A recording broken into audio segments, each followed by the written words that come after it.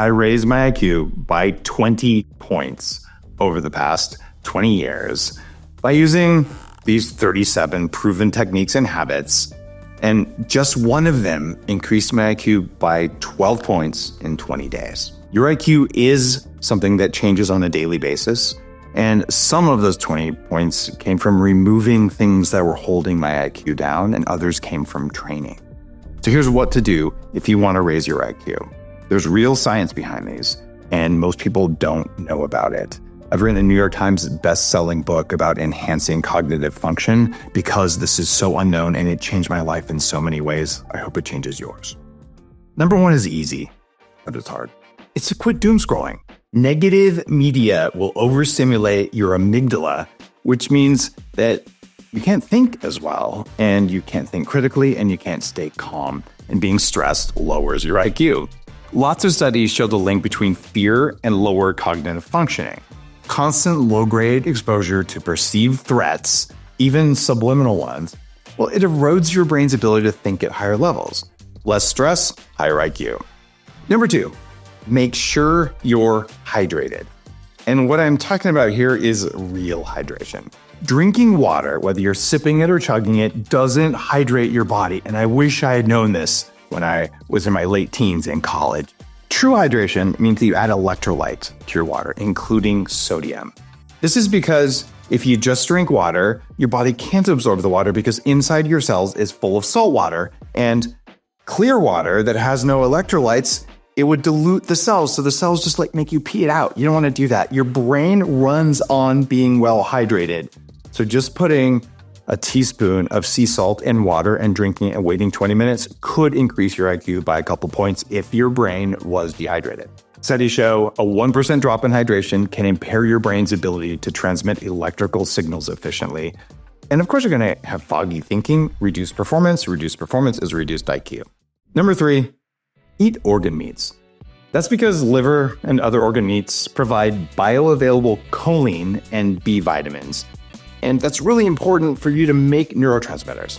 I'm not suggesting full-on liver king, but adding 1 ounce of organ meats a day to your diet is a great way to make up for how your modern diet just doesn't have essential nutrients you need. Most people have a choline deficiency, and acetylcholine is really important as a neurotransmitter, and choline insulates the nerves in your brain. You don't need to overdo it. Since I think organs taste really gross, I take powdered organ supplements. My company, Subgrade Labs, makes them. We're only 3 tips in, but I want to hear what you've tried to increase your IQ in the comments below. Just tell me what you've tried, tell me whether it works, because maybe I missed something and I want to try it. Number 4 is to know how to use caffeine properly. You might say, Dave, caffeine doesn't raise your IQ. It does if you're tired, because when you're blown out, your IQ drops. You could probably lose 15 IQ points if you're hungover and you tried to take a test hungover to measure your IQ. So your IQ is a daily variable thing, and some days you're on it and some days you're not. Excess caffeine over about 400 milligrams a day will overload your adenosine receptors, and you'll get crashes and long-term adrenal fatigue. Drinking caffeine after 2 p.m., and for some of us, it's even before 2 p.m., if it ruins your sleep, your IQ will go down with sleep deprivation over time. So caffeine in the morning, not too much. Studies show up to 5 cups of coffee a day extends life, and if you're tired, it'll help your performance on an IQ test. Of course, you want clean, mold-free coffee. That's why I make Danger Coffee, but you don't have to buy my coffee. Just use caffeine the right way. Number 5 is to eliminate junk light at night. Junk light comes from computers, phones, TVs, and even worse, from the LED light bulbs in your house. It powerfully suppresses melatonin and disrupts your mitochondrial repair cycles so that you don't have mental clarity. What you want to do is, during the day, get some blue light in your eyes, but get the healthy blue light that comes from sunshine, because most of the blue light indoors is not good for your brain. You get tired. If you have eye strain or you're tired, your IQ goes down. You could use blue blocking glasses, but all of them block all blue so you don't wake up. Or you could use True Dark. True Dark glasses block only toxic blue and allow the good blue through. And at night, when you really want to control junk light for your IQ the next day, you can use the True Dark glasses designed for sleep. They're not just blue blocking. At a minimum, get dimmer switches. Get some red night lights. You can do this. Dim light at night equals higher IQ the next day. Number 6, avoid chronic cardio. When you do long cardio workouts, it floods your body with stress hormones and you get excess chronic stress, and that will shrink your hippocampus. Running or doing high-intensity interval training or almost any kind of exercise increases blood flow in your brain, and it's good for you. Going for a walk does the same thing. It's those long, stressful jogs and runs and excessive cardio that has the problem over time. That's because overtraining raises cortisol. When cortisol is too high, it impairs your learning and it impairs your memory. Interval training will drive neuroplasticity, and our government recommends 150 minutes of exercise a week without telling you anything about what kind of exercise. I'm doing 20 minutes a week of exercise. My brain works well. I'm lean. I'm fit, but I use AI to help. Number 7, you want to raise your IQ? Stop multitasking so much. You can train your brain to focus deeply on one thing at a time, and that can raise your performance on IQ tests. Teaching your brain to always task switch creates neural inefficiency. You get tired, and it makes it harder to form long-term memories even. So mindfulness practice and meditation can really improve your ability to focus on just one thing, and it helps you to not be distracted. You want to perform better when measuring your IQ? Don't be distracted. Learn how to focus. Number 8 on the list of ways to increase your cognitive performance is ditch seed oils. And that's because seed oils make chronic inflammation that can damage your neurons. Industrial seed oils come with tons of omega-6 fats, which impair communication between your brain cells over time. There is growing evidence that seed oils are linked to the modern killers of heart disease, diabetes, Alzheimer's, and cancers. I have not eaten omega-6 oils in 15 years, and the difference in my brain is profound. What's interesting is the 2 parts of your body that will quickly absorb omega-6 are your brain and your love handles. That means that your brain is most sensitive to French fries. Don't eat the fried foods. Speaking of fried foods, number 9 is to avoid overeating, especially processed food. Because overeating and eating junk food stresses your mitochondria and accelerates brain aging. The excess junk calories increase oxidative damage, which makes your brain foggy and less efficient. If you learn to listen to your body's hunger cues, when you eat the right things, your body tells you you're full, and then you're not hungry for at least 4 hours. That's right. If you eat right, you don't think about food for 4 hours. If you ate something that stressed your body, you didn't eat enough energy, you won't perform as well on tests of focus or attention. So eat the right stuff. Number 10 is to quit overly restrictive diets. I mentioned not overeating in the last one, but it's even more important that you don't undereat. Because if you're not getting enough energy, your brain, which uses about 20% of your energy, doesn't have enough energy either. If you undereat, you're much less likely to get the essential nutrients you need. And extreme diets can give you brain fog, especially low-fat diets over long periods of time. They gave me horrible brain fog when I was a vegan. You get reduced neurotransmitter production, reduced thyroid function, and it's harder to focus and think clearly. And if you don't believe me, if your neurotransmitters are off and you don't have enough energy because your thyroid is off, of course you're not going to score as well on an IQ test because your brain just can't bring it even though you want to. A lot of people also get an unnecessary cognitive burden. If you're worried about staying within restrictive rules, just know which foods are compatible with your biology and enjoy them. And know which foods aren't worth it. And don't enjoy those. It's pretty straightforward, and you don't want low-grade stress from worrying. Number 11 is to reduce exposure to toxins.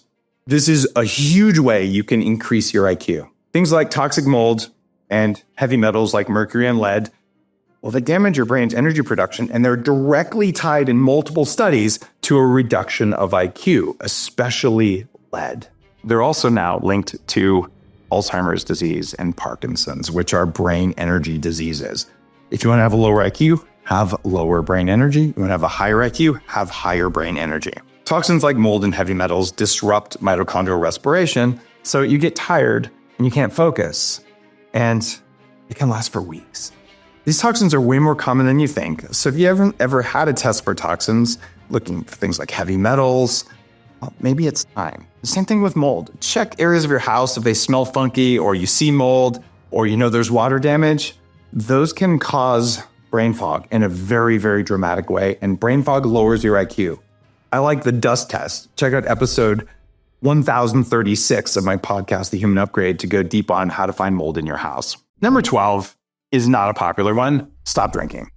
Okay, you might not do that. Well, limit excessive alcohol at least, because even moderate drinking reduces neurogenesis and increase the risk of long-term cognitive decline. If you already have some long-term cognitive decline from all of the alcohol that you drank in excess in college, the way I did, well, you can fix that too. And cognitive decline equals lower IQ. The safest amount of alcohol is no alcohol, but if you're going to do it less frequently. And you can do lots of other things. You can have true kava, which has the social lubrication effects of alcohol and is actually good for your brain instead of bad for your brain. And if you're going to drink, protect your brain by taking antioxidants at the same time. Number 13, well, stop overstimulating your brain with music or podcasts. Sometimes just silence is what your brain needs to process information and to reset itself. There is value to sitting with nothing going on in your ears, without thinking, without paying attention. Because when you overload your sensory inputs, you can't do something called neural pruning, which is removing useless connections that your brain doesn't need, and it disrupts memory consolidation.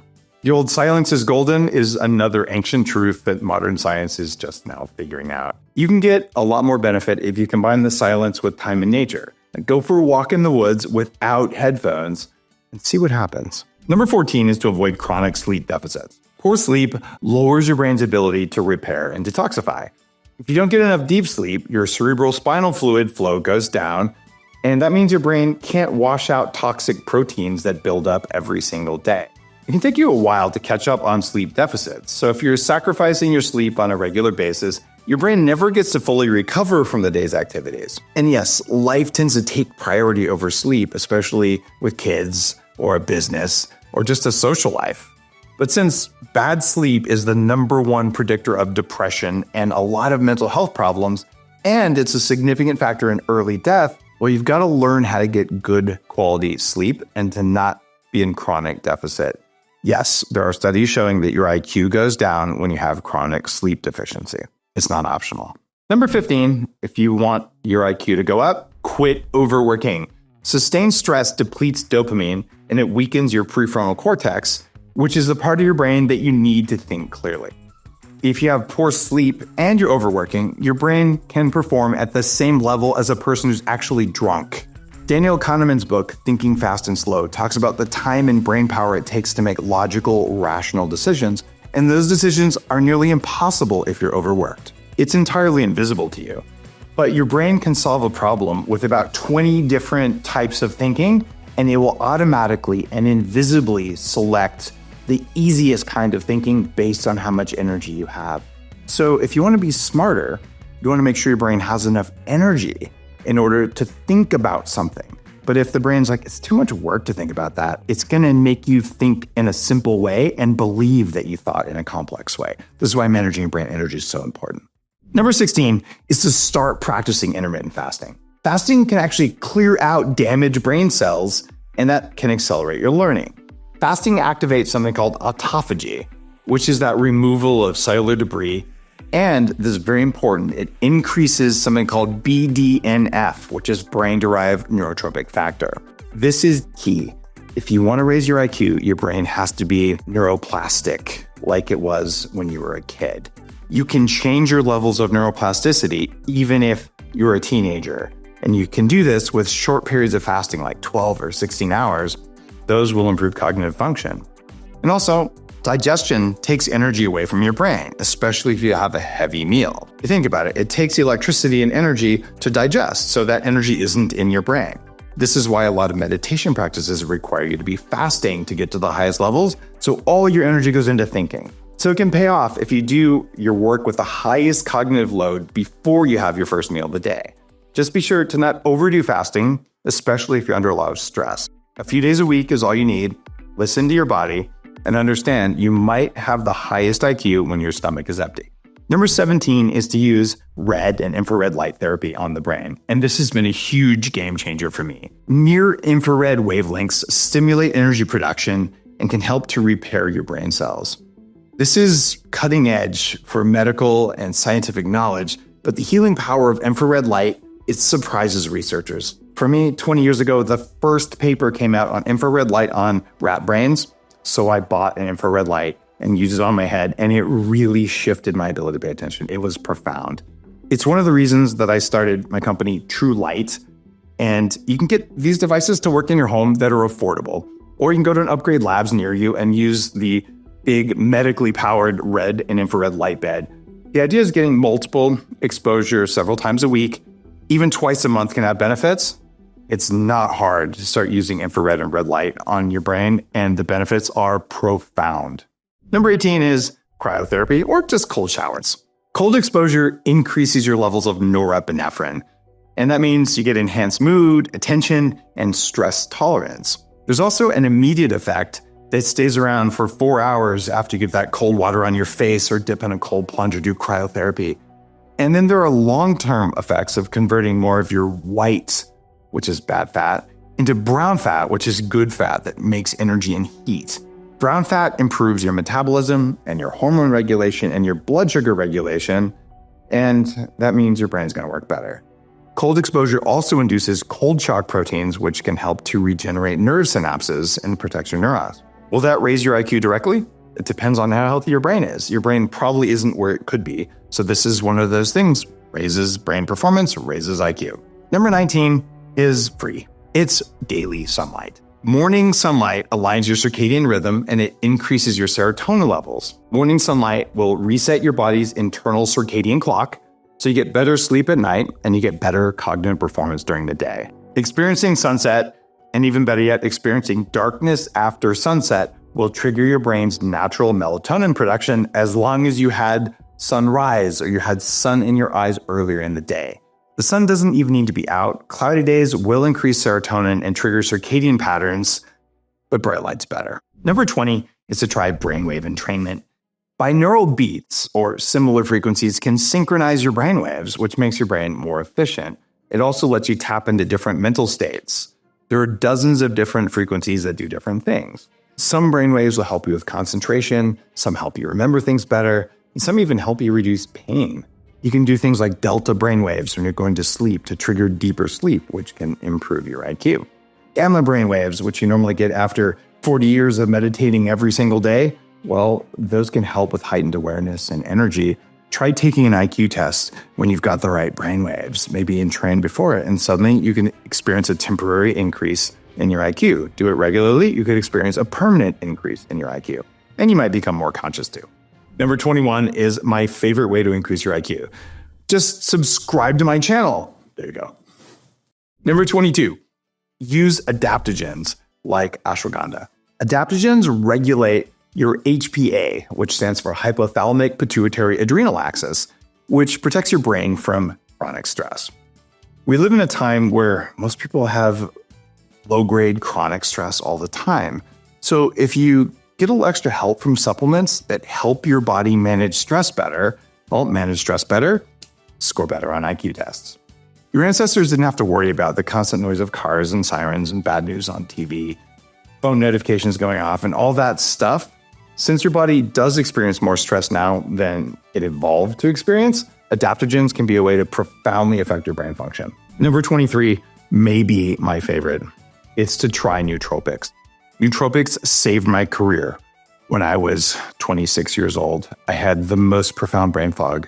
I know that my IQ was much lower because of brain damage from mold toxins, chemically induced brain damage. I bought nootropics, pharmaceuticals and natural ones, and I took them and I got my brain back. And that allowed me to start the whole biohacking movement. Not a day goes by when I don't take at least one nootropic herb or pharmaceutical. Supplements like citicoline, ginkgo biloba, alpha GPC, they can all improve neurotransmitter function and enhance mental clarity, and some can increase IQ, especially if you're operating at a deficit. You can find these ingredients and more in Brain 101 from Upgrade Labs. Number 24 is something I didn't write about in my big brain book. It's to drink hydrogen water. Molecular hydrogen reduces cellular damage and it supports healthy brain function. It's a really powerful antioxidant that protects your brain cells from damage, but allows good stress to continue causing your brain to improve. Some studies show that it might prevent age-related cognitive decline. If you're tired, stressed, or inflamed, give it a try. you might find that you can focus. Number 25 is to practice active meditation. These are practices like Tai Chi or yoga that improve your emotional regulation and your neural connectivity. Active meditation engages your entire brain, but a sitting meditation only engages some parts of your brain. Things like balance, micro movements, your breath, other aspects of physiology are part of a moving meditation practice. It can be just as simple as a walking meditation, and you might check out the book Breath Walk by Guru Charan Singh Khalsa and Yogi Bhajan. It's a great place to start if you don't already have an active meditation practice. Your IQ can go up when the hemispheres of your brain talk better to each other, and just moving a hand or a foot across your midline causes both sides of your brain to light up differently. Number 26 is to stop mindless entertainment. When you passively consume things like binge watching or scrolling, it lowers neuroplasticity and it stunts your problem-solving skills in studies. That old story that TV will rot your brain, it's probably true. Studies show that cognitive function slows down and your body won't form new neural pathways when you're watching TV and passive entertainment.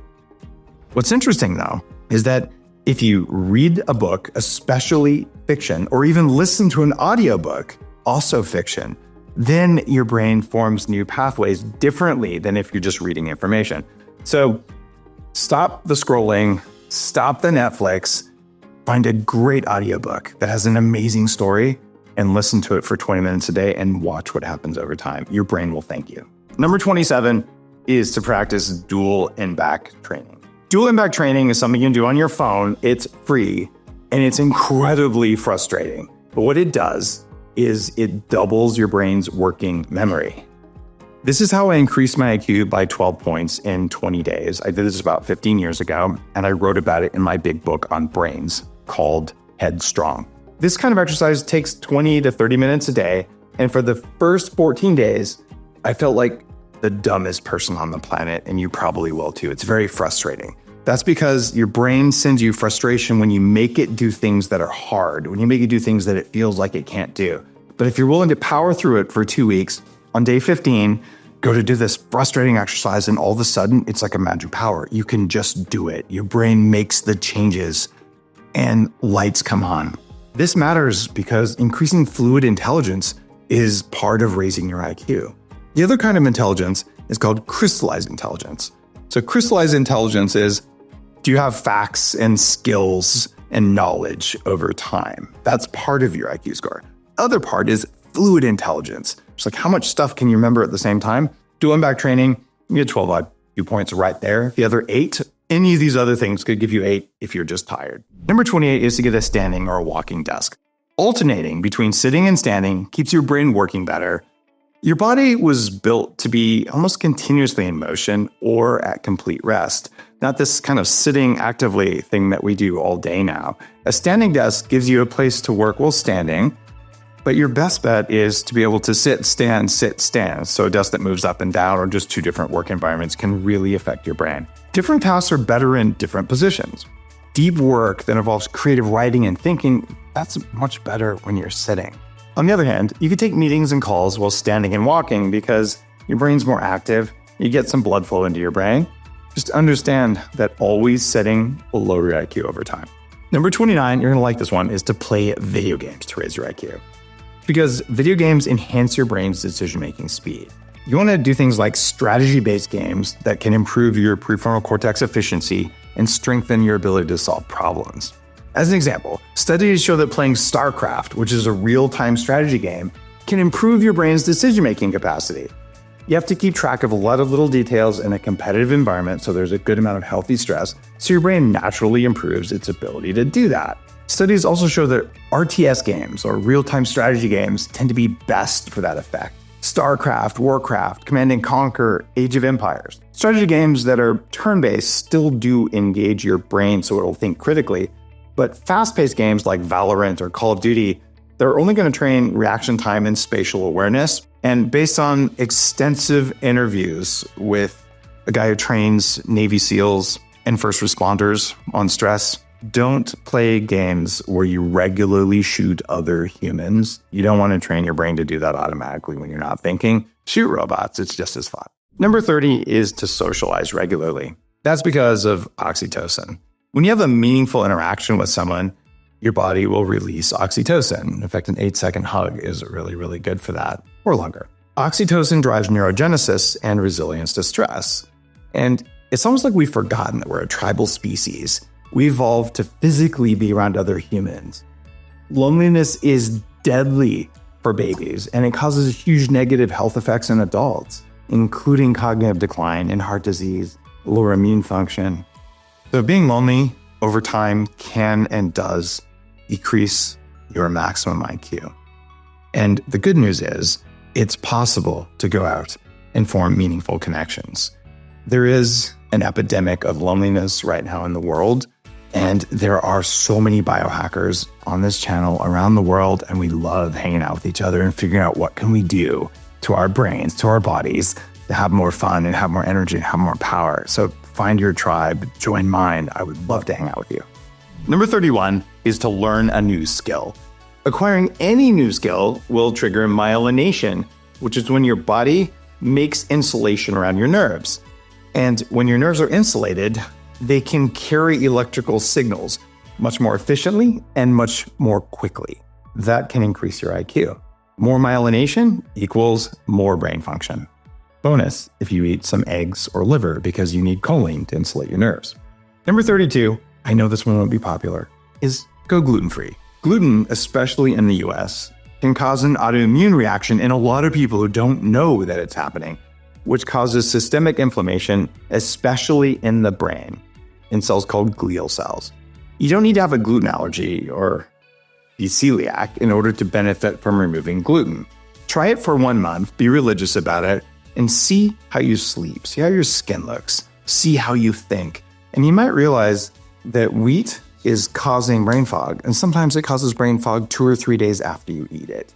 So that one cheat day on Friday where you eat the pizza, eat the gluten-free pizza. You might find a massive difference in how you feel a couple days later. Number 33 is to add C8 MCT oil to meals. This is a purified form of MCT oil that I popularized, and it rapidly converts into ketones. You can put it in your Danger coffee, and you can put it in your salad. You can pour it in anything you're going to eat. It doesn't have any flavor. And what it does is it makes ketones happen in your blood, even if you're eating carbohydrates. Why would you want ketones? Because the neurons in your brain, they prefer ketones because ketones carry more electrons. They actually give you more energy versus burning carbs. But if you only are in ketosis all the time, well, the glial cells that control pruning in your brain, they want some carbs. This is why cyclical ketosis is good. And if you want a cognitive boost today, put a tablespoon of C8 MCT oil in your Danger coffee, blend it up for about 20 seconds, add some butter if you like, and drink it. And just watch what your brain does that day. It is profound how MCT can improve my ability to pay attention. I've also found that people who come to my brain training academy in Seattle can do 2.5 times more intense brain training when they have MCT oil versus when they don't. It increases cognitive resilience. Number 34 is to do anything to increase BDNF. I've already covered a lot of these, but knowing that brain-derived nootropic factor strengthens your brain cells and improves learning and memory means that you want to do everything you can. We talked about fasting, we've talked about certain foods, even coffee can help, exercise can help, getting good sleep can help, and something that will increase BDNF reliably is most psychedelics. I don't think you should use them often, and you should use them in a legal and therapeutic context. But a dose of commonly available and legal psychedelics like ketamine can increase BDNF levels quite a lot. That's why I use ketamine as an option at 40 Years of Zen, my brain training academy for executives. Speaking of brain training, number 35 is to train with neurofeedback. Neurofeedback is the idea that you can measure the electricity generated by your brain, and then you can put it into a computer and show your brain what it's doing. I've done this with more than 2,000 high-performing executives, and it's made such a difference. It's called EEG. This is very advanced biohacking, and I kept it until the end because of that. Most people aren't going to go that far. But when you're trying to squeeze every bit of peak performance you can from your brain, this is the X factor. Think of it like meditation on steroids. You could sit, you could meditate, or you have a computer telling you 1,000 times a second, do more of this, do less of that, do more of this, do less of that. It can completely rewire how the networks in your brain talk to each other to make them more efficient. It turns out people with the highest IQ, like Albert Einstein, they don't have bigger brains. They don't necessarily have more powerful brains. They have more efficient brains. And what you're learning in all these steps is how to have more power and more efficiency at the same time. And yes, that will increase your IQ. You can go to 40yearsofzen.com to learn more about that program. It is for executives. It's 5 days. It's intense. And it's the thing that's changed my brain the most. Number 36 is to incorporate inversion therapy. Hanging upside down or just doing handstands. It strengthens the capillaries and enhances brain function. Like I said, I kept the weird one for last. Inversion therapy has helped people with back pain and neck pain for years, but it really does help your brain. That sudden rush from the blood going to your head is like a flush for your brain. It also stimulates your brain, which causes it to create more neural connections and enhance your cognition temporarily. You don't need special equipment. You don't need to hang. You can literally go up to a wall, put your hands down, and spend 1 minute upside down and see what that does over time. There are studies showing that this will improve blood flow in the brain. More blood flow, more IQ. Number 37 is to reduce histamine levels. We've all heard of histamine because we know it causes allergies, but did you know histamine is a neurotransmitter as well? And if you eat high histamine foods like aged cheese, soy sauce, fermented fish sauce, or even leftovers, especially leftover pork or leftover fish, those can cause brain inflammation and brain fog and disrupt your sleep. You've heard of histamine from those anti-allergy medications like Benadryl. Some people are more sensitive to histamine in food than others. And if you don't make enough of the enzyme that breaks down histamine, when you eat leftovers or you eat those high histamine foods, your IQ will drop because you just can't think no matter what you do. If you regularly feel hungover or foggy or inflamed, like you just can't think, especially after certain meals, there's a good chance you have histamine intolerance. Something as simple as quercetin or an enzyme that breaks down histamine could make a big difference in your IQ if histamine is holding your IQ down. So here's the deal. You don't need to treat these strategies like a to-do list and you have to do every one of them. That would actually drive you crazy and it would be impossible. Look at this list. Pick a few, the ones that stood out the most, the ones you said, aha, I need to know what that is. And do that and watch your brain get sharper. When you do that, now you have more energy, now you have more focus, and you'll try a couple more. For me, the gateway drug was literally nootropics, and it was neurofeedback. And I've done everything on this list, and all of them work. So give it a try. Let me know your experience. I know that you can train your brain, you can set up your environment through biohacking to make yourself smarter. Welcome to being upgraded.